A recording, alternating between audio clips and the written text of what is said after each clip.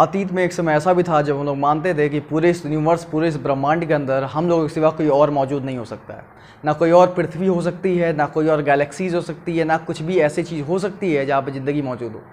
लेकिन जैसे समय आगे बढ़ता गया वैसे साइंस अपनी बढ़ती गई, टेक्नोलॉजी भी अपनी बढ़ती गई और लोगों के अंदर ऑब्जर्वेशन पावर बढ़ती गई। जब लोगों की ऑब्जर्वेशन पावर बढ़ी तो उसी में एक निकले अपने हबल्स ने एक बनाया टेलीस्कोप, जिस टेलीस्कोप से हम लोग यहाँ पे बैठे बैठे अर्थ से दूर गैलेक्सीज तक को भी देख सकते हैं।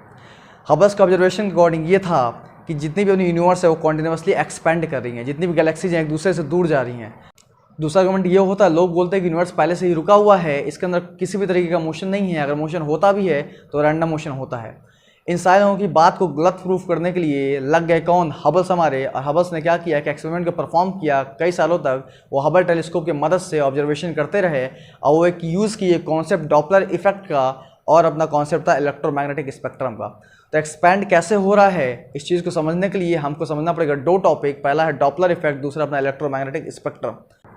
इलेक्ट्रोमैग्नेटिक स्पेक्ट्रम क्या होता है इसको समझते हैं। जब कोई लाइट ट्रेवल कर रही होती है उसके अगर रास्ते में लोग प्रिज्म को रख दें तो लाइट आते समय वो डिस्पर्स हो जाती है, यानी कि कई डिफरेंट वेवलेंथ में बट जाती है।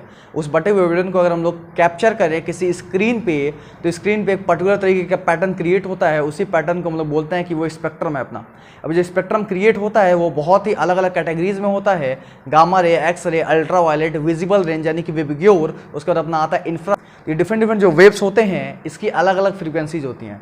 तो इलेक्ट्रोमैग्नेटिक स्पेक्ट्रम के अंदर होता क्या है कि जब हम लोग लेफ्ट से राइट की तरफ बढ़ते हैं, लेफ्ट से राइट की तरफ बढ़ते हुए अपनी वेवलेंथ इंक्रीज होती है और वेवलेंथ और फ्रीक्वेंसी में एक रिलेशन होता है कि वेवलेंथ जो होती है वो फ्रीक्वेंसी की क्या होती है, इनवर्सली प्रोपोर्शनल होती है। यानी कि अगर वेवलेंथ बढ़ेगा तो फ्रीक्वेंसी अपनी डिक्रीज होगी। तो जैसे हम लोग लेफ्ट से राइट की तरफ स्पेक्ट्रम में बढ़ते हैं आगे तो वेवलेंथ बढ़ती है यानी कि फ्रीक्वेंसी डिक्रीज होती है।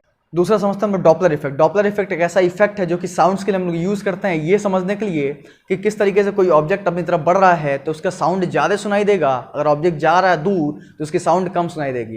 यानी कि हम लोग बोल सकते हैं कि डॉपलर इफेक्ट एक ऐसा इफेक्ट है जो कि रिलेशन को क्रिएट करता है फ्रीक्वेंसी और वेलोसिटी के बीच में। एक एग्जाम्पल लेते हैं, मान लेते हैं हम लोग यहाँ पे खड़े हैं, ठीक, एक गाड़ी इधर से आ रही है, इधर पास कर गई, तो जैसे जैसे गाड़ी अपनी तरफ आ रही होगी उस समय उसकी साउंड ज़्यादा सुनाई देगी, जैसे पास कर जाएगी उसकी साउंड अपनी कम सुनाई देगी। यानी कि मतलब ये हुआ कि जब गाड़ी अप्रोच कर रही थी उस समय उसकी फ्रीक्वेंसी हाई थी, यानी कि जब अप्रोच अपनी तरफ कोई चीज़ आएगी तो उसकी फ्रीक्वेंसी बढ़ जाती है, जब अपने से कोई चीज़ दूर जाती है उसकी फ्रीक्वेंसी घट जाती है।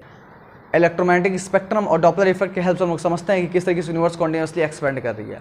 कई सालों तक हबल्स ने अपना एक्सपेरिमेंट जारी रखा, ऑब्जर्वेशन जारी रखा और उनका ऑब्जर्वेशन में खास तरीके का पैटर्न देखने को मिला कि दूर गैलेक्सी से जो लाइट रे अपने पास आ रही थी उनके टेलीस्कोप के अंदर उस रेस के अंदर एक खास तरह की फ्रीक्वेंसी देखने को मिली और वो सब रेड शिफ्टेड थी। अब रेड शिफ्टेड क्या है इसको समझते हैं। जैसे इलेक्ट्रोमैग्नेटिक स्पेक्ट्रम में हम लोग वॉयलेट से बढ़ते हैं रेड की तरफ तो हम लोग जानते हैं कि फ्रीक्वेंसी उसकी डिक्रीज होती है, और वहीं डॉपलर इफेक्ट ये बोलता है कि किसी चीज़ की अगर फ्रीक्वेंसी डिक्रीज हो रही है तो वो चीज़ अपने से अवे जा रही है, दूर जा रही है। तो इसे प्रूफ होता है कि कहीं ना कहीं जो गैलेक्सी से आने वाली लाइट है वो फ्रीक्वेंसीज को कम शो कर रही है, यानी कि अपने से क्या हो रही है, दूर जा रही है। तो ये हम लोग कंक्लूजन लगा सकते हैं हबल्स के कॉन्सेप्ट के थ्रू कि कॉन्टिन्यूसली अपना यूनिवर्स क्या कर रहा है, एक्सपेंड कर रहा है। एक खास तरह का और इसमें रोमांचक चीज़ देखने को मिलता है कि जितनी गैलेक्सी अपने से नज़दीक है, अपने अर्थ से जितनी गैलेक्सीज नज़दीक हैं वो स्लोली अपनी एक्सपेंड कर रही है, लेकिन जितनी गैलेक्सी जितनी ज़्यादा दूर हैं उतनी गैलेक्सीज ज़्यादा तेज़ी से एक्सपेंड कर रही है। ये खास तरह का ऑब्जर्वेशन देखा था हबल्स ने और आज पूरी दुनिया हबल्स के इस कॉन्सेप्ट को मानती है और माननी भी चाहिए, क्योंकि जो हम लोग नहीं देख सकते उसको कम से कम उन्होंने देखने की कोशिश की। Thank you.